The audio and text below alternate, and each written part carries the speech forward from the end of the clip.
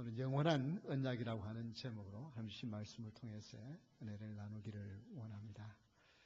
혹시 여러분 살아오면서 그런 경험을 해보신 적 있나요?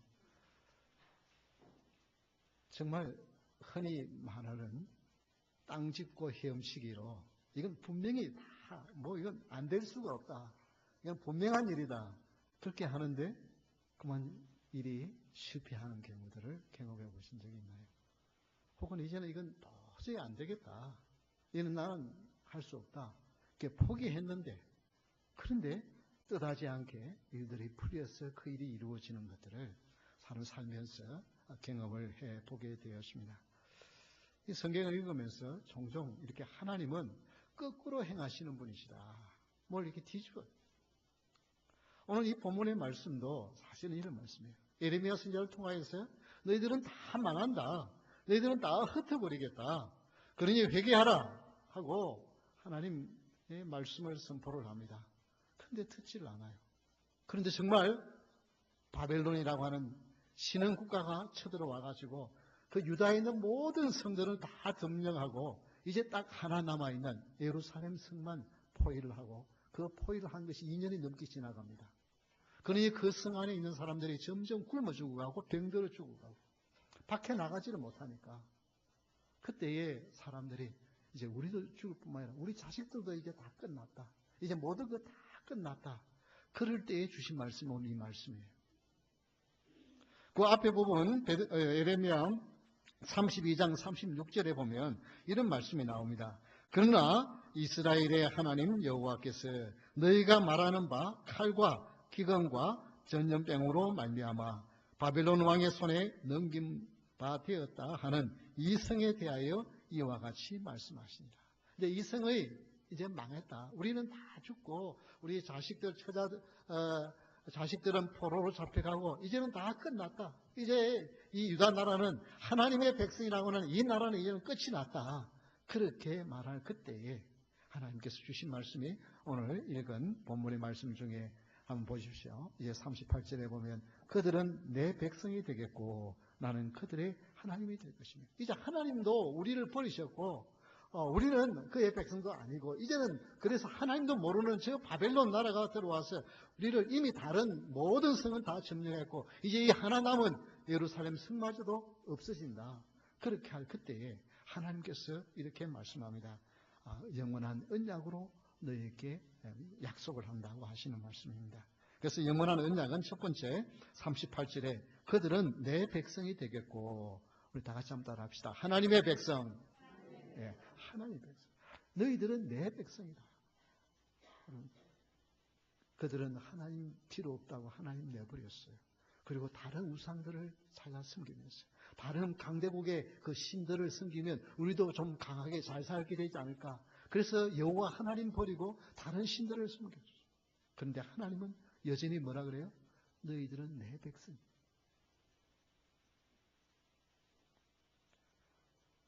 포로로 잡혀가는 그 참담한 현실 속에 하나님은 이스라엘 백성들이 실망하고 좌절할 때 아니야. 예레미야 선지자를 통해서 너희들은 내 백성이다. 내가 약속하마. 내가 영원한 언약으로 약속하마. 하나님 그렇게 말씀해 주십니다. 왜 그렇게 합니까? 하나님의 약속은 깨트릴 수 없기 때문에. 하나님께서 그의 백성들에게 너희들은 나의 백성이니까 그래서 이제 너희들은 나를 경외하라. 이 경외하라고 하는 히브리 말이 이 두려워한다고 하는 말. 그래서 어떤 때는 두려워한다고 번역하고 어떤 때는 경외한다고 번역하는데 이게 참 잘 번역한 거예요. 하나님의 말씀, 하나님을 향할 때는 그 공경하는, 두려워하고 그 다음에 경외하는 마음을 갖도록 말씀을 합니다. 하나님의 백성은 하나님의 법을 지키고 하나님을 두려워하는 사람이 하나님의 백성입니다. 출애굽기 20장 20절에 보면 모세가 백성에게 이르되 두려워하지 말라. 하나님이 임하시면 너희를 시험하고 너희로 경외하여 범죄하지 않게 하려 하십니다. 하나님을 두려워하는 마음, 경외, 공경하면서 두려워하는 마음. 마치 자녀들이 아버지에 대해서, 부모에 대해서 경외하는 마음이 있는 것처럼 그렇게 할 때에 하나님이 어떻게 해요? 그들에게 은혜를 부어주시는 것입니다. 여러분, 이렇게 주일날, 좀 일주일 내에 힘들게 일하다가 오늘 하루 쉬면 그래도 좀 편안히 집에 쉬고 싶은데, 그래도 이렇게 일찍 일어나서 준비하여서 하나님의 전에 나오는 것, 이건 뭐예요? 하나님을 경외하는 마음입니다. 이것이 하나님의 백성의 특징입니다. 내가 어떤 무슨 일이 있어서 하나님 전에 나오지 못하면 어떻게 해요? 그 일이 제대로 안 되고 마음이 늘 그렇잖아요. 이게 뭐냐면 하나님께로 우리의 마음이 빼앗겨 있는 하나님의 백성의 특징인 것입니다. 그래서 여러분, 어려운 일이 생기면 다른 것보다도 먼저 하나님의 생각나는, 이것은 하나님의 백성의 특징이요, 하나님이 은혜를 주신 분인 줄 믿으시기 바랍니다. 그래서 하나님께서 하나님을 찾는 열망이 있는 사람, 하나님을 경외하는 마음, 이것이 바로 하나님의 백성의 특징입니다. 그런데 이런 하나님의, 나는 너희들의 하나님이 되어지고 너희들은 내 백성이다라고 말씀했음에도 불구하고 이스라엘 백성들은 그 언약을 파괴해버립니다. 그러나 하나님은 영원한 언약을 하신 분이기에 그 약속을 파괴한 인간들을 위해서 예수 그리스도를 보내주십니다. 그래서 새로운 언약을 세우는데 그것이 요한복음 1장 12절에 잘 나와 있습니다. 우리 한번 다 같이 읽어볼까요? 영접하는 자, 곧 그 이름을 믿는 자들에게는 하나님의 자녀가 되는 권세를 주었으니. 인간이 계약을 파괴하고 나니까 하나님이 다시 약속을 주는데 이제는 내 백성이 아니라 뭐예요? 내 자녀들이다. 영접하는 자, 곧 그 이름을 믿는 자들에게는 하나님의 아들과 딸이 되는 권세를 주셨다. 하나님의 자녀가 되는 권세를 주셨다. 여러분, 그래서 예수님을 여러분의 주인으로 모시면, 그러면 그저 하나님의 백성이 되는 것이 아니라 신약의 은혜의 시대에 사는 우리에게는 하나님의 자녀가 되는 축복을 주시는 것입니다. 그래서 예수님, 정말 예수님이 내 인생의 주인이 되기를 원합니다. 이 마음이 여러분 가운데 있기를 주의 이름으로 축원합니다. 여러분 마음속에 주님이 정말 내 인생의 주인, 나는 하나님의 백성이요, 영원한 언약을 하신 그 하나님, 그 하나님의 은혜 가운데 살기를 원합니다. 그 마음을 가지고 고백하면 하나님은 나 영접하는 자, 곧 그 이름을 믿는 자들에게는 뭐가 돼요? 하나님의 아들과 딸이 되는, 자녀가 되는 권세를 주셨다 그랬어요. 그래서 여러분, 그 믿음 있는 사람은 다 같이 한번 따라합시다. 나는 하나님의 자녀다. 나는 하나님의 아들과 딸이다. 그 예수님을 믿고 그 예수님에 대한 사모함. 이스라엘 백성들 정말 들쑥날쑥한 믿음의 모습입니다. 그들이 애국 군대의 추격을 따돌리고 육지를 같이, 마치 홍해를 육지같이 건너서 그 홍해를 건너간 후에 그들은 어떠합니까? 구원의 하나님을 향하여 높이 찬양합니다. 미리암을 앞으로 선창으로 하여서 온 이스라엘 백성들이 구원의 하나님을 높이 찬양합니다. 그 찬양에는 정말 힘이 있었고 정말 기쁨이 넘쳤습니다. 그런데 며칠 후에 그들이 가다가 목이 마르니까 어떻게 했어요? 원망하고 불평합니다. 조금만 믿음이 있는 사람들 같으면은, 아니 홍해를 육지같이 건너게 하신 전능하신 하나님, 이 메마른 광야에서도 물이 쏟아지게 할 수 있으신 하나님 아니십니까? 하나님, 우리를 불쌍히 여겨 달라고 원망과 불평이 아니라 기도해야 되잖아요. 그렇잖아요? 그런 최소한의 그 정도의 믿음도 없어요. 그래서 원망하고 불평해요. 그런데 하나님은 그런 사람들을 내 백성이라고 불러요. 신약 시대는 얼마나 나은 것 같습니까? 지하철 3년 동안 예수님 따라다니면서 수많은 기적을 보고요, 놀라운 이적을 행하시는 예수님을 보았어요. 그래서 한때는 예수님까지 따라가십니다. 죽을지언정 예수님 부인하지 않겠습니다. 그런데 어떻게 해요? 그 밤을 못 넘기고 예수님 부인하고요, 베드로만 아닙니다. 모든 제자들 다 도망갔습니다. 그런데도 우리 예수님 어떻게 해요? 그들을 찾아왔어요. 내 친구라, 하나님의 백성, 하나님의 자녀입니다. 형제라, 그렇게 불러주십니다. 이것이 뭐냐면 영원한 언약을 하신 하나님의 은혜인 것입니다. 들쑥날쑥한 내 모습에 따라 주님은 나를 다르게 대하지 아니하시고 한결같이 영원한 언약으로 나를 사랑하시는 하나님이신 줄 믿으시기 바랍니다. 네.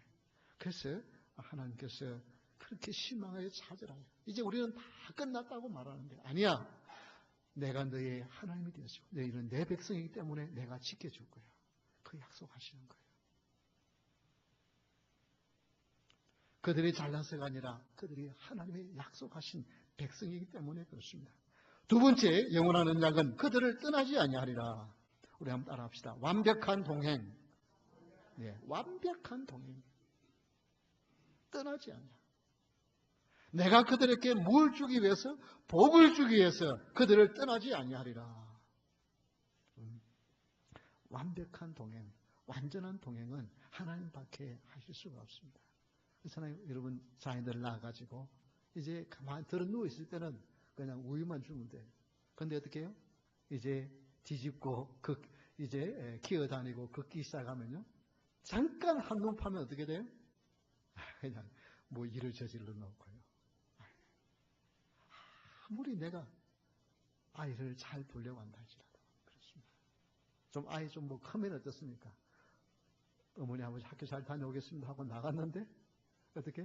이 녀석이 학교에 갔는지 안 갔는지 몰라요. 나중에 학교에서 전화가 오면 깜짝 놀라는 거예요. 학교 잘 간다고 갔는데 이 녀석 학교 안 왔다고 결석했다고 그러면 이게 부모가 감시할 수 있는 게요. 이게 한계가 있습니다. 그러나 완벽한 동행을 하시는 분, 우리 하나님, 우리 주님께서 그의 영으로 우리 가운데 임하셔서 성령 하나님께서 항상 우리와 동행하시고 세상 끝날까지 우리를 떠나지 않냐 우리를 지키신다고 약속하셨습니다. 그래서 창세기 28장 15절을 보면 두려움 가운데 도망가는 야곱에게 우리 하나님이 밤에 나타나셔서 이렇게 말씀하십니다. 내가 너와 함께 있어 내가 어디로 가든지 너를 지키며 너를 이끌어 이 땅으로 돌아오게 할지라. 내가 내게 허락한 것을 다 이루기까지 너를 떠나지 아니하리라 하신지라. 이 창세기 28장 15절의 말씀. 여러분 무슨 야곱이 무슨 대단한 일을 한 것이 아니라 형을 속이고 지금 형이 죽이려고 그러니까 도망가는 정말 두려워서 그 루스라고 하는 성에 들어가지도 못하고 밖에서 성 밖에서 돌베개를 베고 자는데 하나님은 그에게 나타났어. 내가 너와 함께한다. 내가 너와 동행해 주겠다. 그 약속을 하나님이 지키시잖아요. 동행하는 이유가 뭡니까? 복을 주시기 위한 것이래요. 24시간 누군가 감시를 하고 있으면요. 행동이 굉장히 조심스럽잖아요. 요즘은 CCTV가 얼마나 잘 발달되어 있습니까? 한국에는요. 모퉁이마다 그게 다 설치되어 있대요. 그래서 도둑들이 미국이 아니라 전 세계에서 범죄자를 체포율이 가장 높대요. 뭐 잡으려고 그러면 그냥 시간이 걸려서 그렇지 잡아낼 수 있는 거예요. 그냥 이렇게 얼굴을 봐서가 아니고 걷는 모습만 가지고도 이제 판단해가지고 그 사람을 잡아내는 거예요. 그러니까 얼굴이 안 보이고 뭐 얼굴이 뭘 다른 걸 뒤집어서 가발을 쓰고 뭐 이렇게 얼굴을 가리워도 잡아낸다는 거예요. 만약에 그렇게 감시하기 위해서 그렇다고 그러면 정말 꼼짝하기가 힘들잖아요. 그런데 우리 주님은 뭘 하기 위해서요? 완벽한 동행을 하신다고요? 복을 주시기 위해서. 여러분 안에 성령 하나님이 계십니다. 예수님을 여러분의 구세주로 믿으십니까? 네. 그렇게 고백하고 믿게 하신 분은 그 속에 성령 하나님이 계시다고 하는 증거예요. 그런데 그 성령님이 우리와 늘 동행하는데 어떤 분들은 성령님이 나와 동행하는 것을 느낄 수 있고 어떤 분은 못 느끼고 살아가요. 왜 그러느냐? 이 성령님은 너무나도 이 겸손하신 영이고 부드러우신 영이 있어요. 그래서 조금만 마음속에 나쁜 생각을 하거나 조금만 화를 내거나 조금만 하나님 기뻐하지 않아도 마치 성령 하나님이 안 계시는 것처럼 전혀 나에게 역사하지 않습니다. 그러니까 말은 예수 믿는다고 그러는데 예수 안 믿는 사람이랑 똑같이 내 안에 계신 성령님이 계신도 안 계신 사람처럼 똑같이 행동하며 살아갈 수 있습니다. 그래서 여러분 완벽한 동행을 하셔. 한 번 약속하신 우리 주님은 그 약속을 끝까지 지키셔. 우리는 자꾸만 그 약속을 어기지만 지키시는 주님이십니다. 여기 한번 40절을 다시 한번 보십시오. 거기 보면 영원한 언약을 그들에게 뭐라고 말했습니까? 세우고 그랬죠. 세우고. 이 세운다고 하는 이 말이 우리 한국말로 번역을 해서 세우고 그게 되어 있지만은 그게 원래 히브리어는 자른다는 말이에요. 자른다. 경사도사들은 자른다. 이 잘라요. 이게 뭘 말하냐 하면은 언약을 자른다고 하는 말은 어디서 나오냐면 동물을 서로 무슨 약속을 할 때, 언약을 할 때에는 동물을 중앙에를 잘라서 벌려놓고 약속한 사람이 그 사이에 같이 지나가요.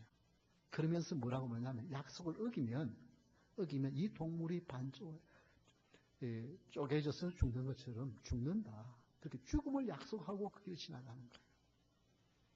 그래서 언약을 우리 말로는 세운다 그러지만 사실은 원어에는 히브리어에는 언약을 자른다 그런 말이에요.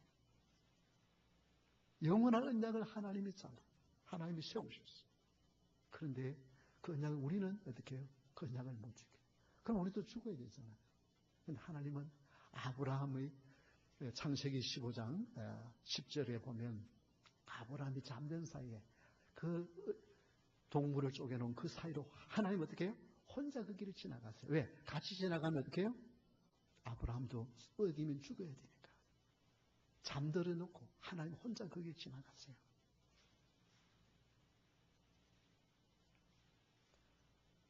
그러면 언약을 어긴 우리를 살리기 위해서 바로 예수 그리스도를 보냈어요. 예수님이 대신 죽는 거예요. 우리를 죽지 않게 하기 위해서. 그 주님이 우리를 사랑하셨어요. 오늘 이 본문에 말씀하죠. 우리를 얼마나 사랑하셨어요. 실망하고 좌절하고 이런 다 끝났다. 우리만 죽을 뿐만 아니라 우리 자식들도 다 끝났다. 말씀하시는데 하나님은 아니야. 내가 너와 동행하니까 너희를 지켜주겠다. 그래서 너희들이 포로로 잡혀가서 저 바벨론에 가서 이제는 미국에서 포로로 살다가 노예로 살다가 죽는다고 말하는 그들을 하나님 어떻게 해요? 다시 돌아오겠다고. 그래서 70년 만에 다시 돌아오게 하잖아요. 다시 그들을 그 땅에 다시 심지 않았어요. 하나님의 약속입니다. 영원하신 하나님의 언약. 그런데 하나님이 우리 가운데 동행하지만 우리는 그 동행을 느끼지 못하는 것이 우리에게 하나님에 대한 관심이 아니라 내 자신에게 관심이 있기 때문입니다. 누가복음 4장 15절에 보면 그 예수님의 두 제자가 예수님이 십자가에 죽으시고 3일 만에 살아나시다 그러는데 예수님은 어디 계신지 보이지도 않고 그러니까 그들이 낙심해서 예루살렘에서 엠마오라고 하는 동네로 이제 내려갑니다. 그런데 그 중앙에 예수님이 그들과 동행합니다. 그럼에도 불구하고 어떻게 해요? 누가복음 2장 15절에 보면 그들이 서로 이야기하며 문의할 때 예수께서 가까이 이르러 그들과 동행하시나 어떻게 해요? 그들은 그 예수님을 알지 못합니다. 이 글로바와 그 친구는 슬픔 가운데 자기 자신에게 집중해 있으니까 예수님 옆에와 지금 같이 걸어가심에도 불구하고 몰랐어요. 여러분이 그렇습니다. 하나님 어디 계십니까? 내가 그 힘들고 어려운데 하나님 어디 계십니까? 내 자신의 슬픔과 내 자신의 실패와 고통에 집중되어 있으면 하나님이 보이지 않습니다. 그런데 여러분 이 시간 한번 지금 이 자리에까지 오게 하신 것이 하나님의 은혜인 줄 믿으시기 바랍니다. 여러분을 인도하신 하나님의 은혜인 줄 믿으시기 바랍니다. 그래서 하나님이 늘 나와 함께 하신다, 동행하신다. 이것을 믿는, 그것을 얼마만큼 철저하게 믿느냐에 따라서 그 사람의 믿음은 달라집니다. 그래서 한국의 그 유명하신 목사님 그 교회의 한 중앙의 의자에는 아무도 못 앉게 해요. 아무도. 보통 의자를 3개를 두는데 저희들은 이렇게 가운데 화초를 하기 위해서 의자를 하나를 뺐습니다. 그런데 그 의자 한 중앙에 대부분 잘 안 앉아요. 왜 안 앉느냐? 거기는 성령 하나, 예수님이 오셔서 앉으시기를 원합니다. 뭐 그렇다고 그거 와서 직접 앉으시겠습니까? 앉지 않은데 그건 뭐예요?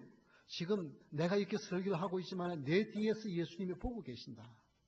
그리고 그 예수님이 원하시는 말씀을 전한다고 하는 그 생각을 가지기.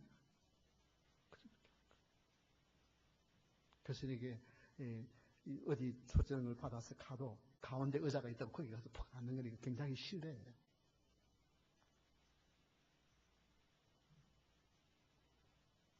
뿐만 아닙니다.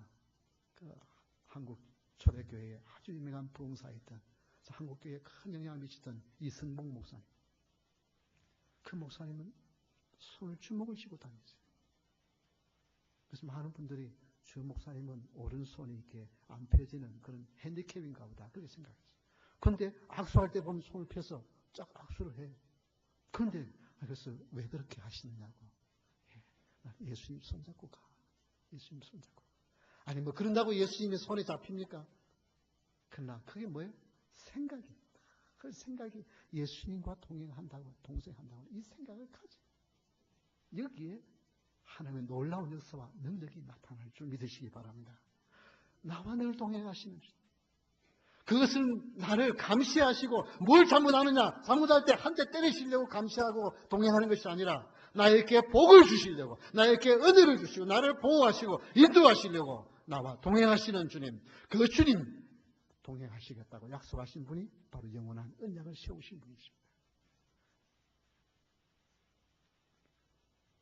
세 번째 영원한 언약은 41절입니다. 내가 기쁨으로 그들에게 뭘 주신다고요? 네, 복을 주래요. 네, 복입니다. 그렇습니다. 우리는 복을 받아야 됩니다. 아무리 내가 복을 쫓아가도 내가 복을 쫓아갈 수는 없어요. 복이 나에게 임해야 됩니다. 하나님께서 복을 주래요. 저희들 그런 이야기를 합니다. 좀 영적인 분들은 복하면은 영적인 복, 믿음의 그런 어떤 하나님과의 관계의 복만 이야기하는 성경에 결코 그렇게 말하고 있지 않습니다. 어떤 분은 또 막 육의 복, 세상에 잘 되는 것만 복이라고 생각하는데 그것만 아닙니다. 그 두 가지가 다 포함되어진 것이 성경의 복입니다. 어느 한쪽만의 복이 아니에요.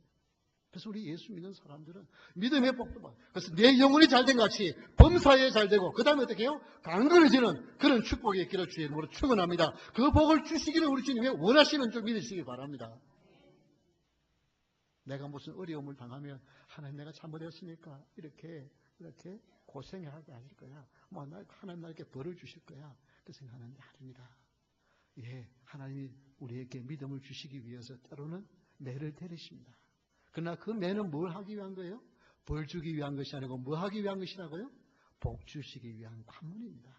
이 과정을 지나고 나면 하나님의 은혜와 축복이 나에게 임할 것이라고 하는 확신을 가지고 그 어려움을 통과할 수 있기를 주의 이름으로 축원합니다. 그래서 어려움은 성도에게는 내가 잘못해서 어려움이 올 수 있습니다. 하나님께서는 분명히 말씀하셨어요. 하면 달게 매를 대시는 하나님이십니다. 그러나 그 매는 어떻게 해요? 저주의 매가 아니고 축복으로 나가는 매인 줄 믿으시기 바랍니다. 그래서 하나님은 어떻게 해요? 지금 이스라엘 백성들이 범죄하여서 바알과 아세라를 섬기고 온갖 태양신을 섬기고 다 온갖 주위에 있는 조금만 잘 살고 자기 나라보다 좀 부강한 나라의 신들을 다 가져다가 그 신을 섬기면서 자기들도 잘 살아보려고 했던 그들입니다. 그런데 하나님이 그렇게 선지자를 보내어서 책망해도 그 하나님 떠나니까 어쩔 수 없이 이들이 우리가 믿는 우리가 끌어온 신은 아무것도 아니구나. 그것 깨닫게 하기 위해서 어떻게 해요? 바벨론으로 포로로 잡혀가게 합니다. 그러나 하나님은 어떻게 해요? 아니야. 내가 너희들을 복을 주었어. 한번 41절을 다시 한번 우리 보십시다. 내가 기쁨으로 그들에게 복을 주되 분명히 뭐예요? 나의 마음과 정성을 다하여. 지금 하나님께서 이렇게 표현해요. 내 마음과 정성을 다하여 그들을 이 땅에 심으리라. 망하고 이게는 끝났다고 하는 그들을 다시 내가 이곳에 데려와서 이곳에 다시 심으리라 고 말씀하십니다. 그 약속을 70년 만에 이루시는 하나님이잖아요. 아니 포로로 잡아가서 그 자손들이 날수록 어떻게 해요? 자기들의 종이 늘어나는데 왜 그걸 그냥 돌려보냅니까? 그것도 그냥 돌려보내지 않고 예물들을 많이 줘가지고 공으로 돌아가게 합니까? 하나님이 하시는 일입니다. 하나님께서 하십니다. 여러분 지금 어렵다고 하나님 어디 계시느냐고 하나님 나와 함께 하신다고 내가 지난날에 죄를 많이 지어서 하나님 나에 이렇게 어려움 주신다고 여러분 그러면서 자학하지 마십시오. 예, 내가 죄를 지었기 때문에 그런 어려움을 당할 수 있어요. 그러나 그것이 끝이 아닙니다. 거기에서 하나님 바라보면 영원하신 언약을 하신 하나님께서 회복시켜서 다시 영광의 길로 인도하실 줄 믿으시기 바랍니다. 이게 하나님이세요.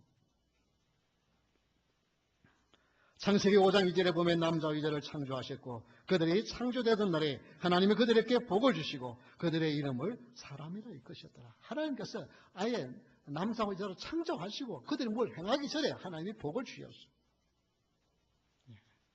예수 그리스도 안에서는 더 큰 복이 있습니다. 갈라디아서 3장 9절 말씀 우리 다 같이 한번 읽어볼까요? 그러므로 믿음으로 말미암는 자는 믿음이 있는 아브라함과 함께 뭐예요? 복을 받느니라. 그럼 아브라함의 복을 받는 거예요. 복의 근원이 되는 복을 받는 거예요. 여러분이 축복하면 그 사람들이 축복을 받고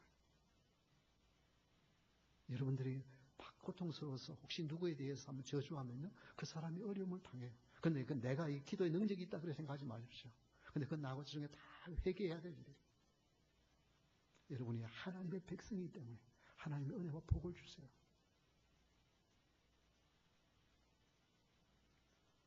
원수 마귀는 저주하고 두려움으로 지내다가 영원한 멸망으로 가도록 만들지만 우리 하나님은 정성과 마음을 다하여 우리에게 복을 주시고 그리고 이 땅에 심는다고 말씀했어요.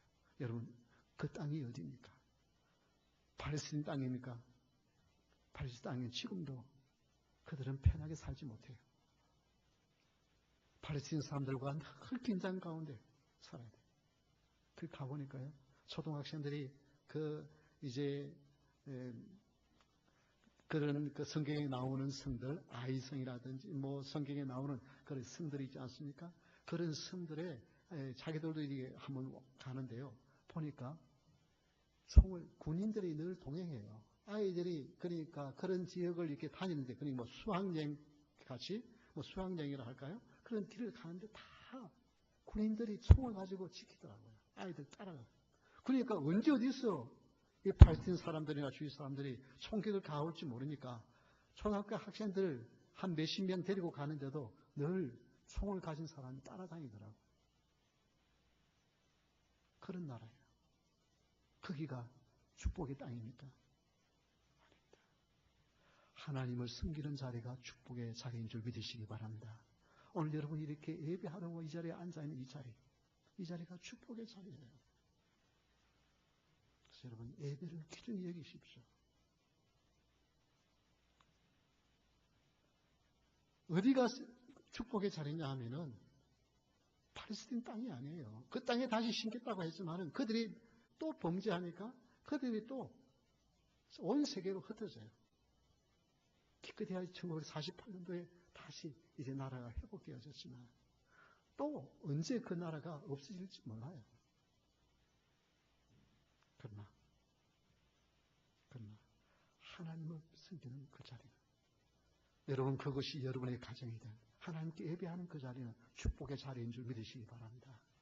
이곳이 무슨 뭐 얼마나 아름답게 꾸며내왔기 때문에 이곳이 성전이 이곳이 축복의 자리가 아니라 이곳에서 하나님 앞에 예배하는 자리이기 때문에 이곳에 하나님의 은혜와 하나님의 축복이 임하는 거예요.